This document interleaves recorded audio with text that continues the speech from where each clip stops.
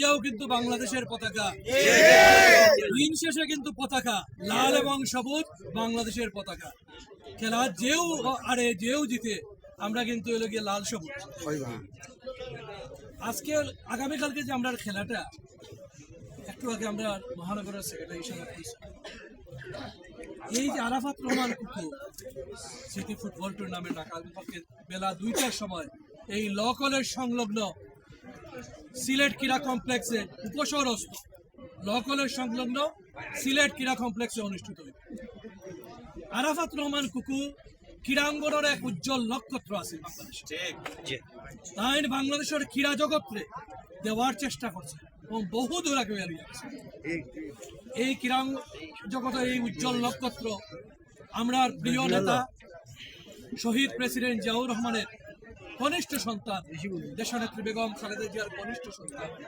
সেই দেশনেত্রী বেগম খালেদা জিয়া যখন আমরা তার ছোট্ট সন্তান ফ্যামিলির সবচেয়ে ছোট সন্তান এই আরাফাত রহমান কুকু যখন মারা গেল, আমরা মনে করি এই মৃত্যুটাও হইল গিয়া বিভিন্নভাবে প্রেশার মানসিকভাবে প্রেশার প্রয়োগের মধ্য দিয়ে একটা পর্যায়ে এই মৃত্যুটা করছে। মারা গেল তাই তার লাশটা পর্যন্ত ঠিক মতো হইল গিয়া দাফন করতে যাইতে পারছেন না। অবরুদ্ধ অবস্থায় আমরা গণতন্ত্রের নেত্রী দেশনেত্রী বেগম খালেদা জিয়া আসলো। আজকে আমরা মুক্ত বাতাস আরাফাত রহমান কুকু তখন শহীদ, আমরা মনে করি শহীদের দরজা লাভ করছে।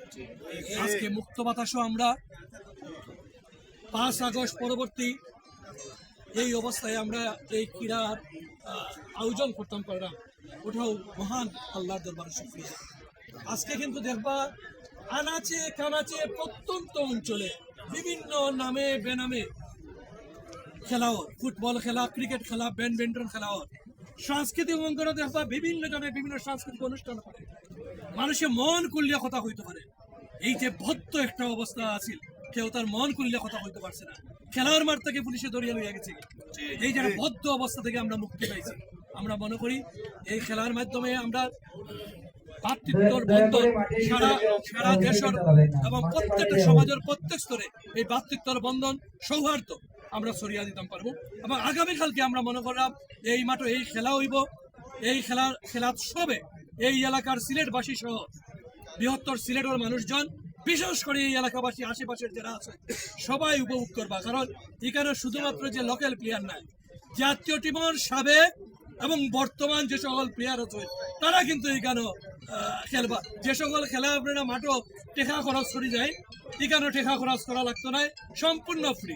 সব উপস্থিত হইতে সিলেটবাসীর এই আহ্বান। ধন্যবাদ।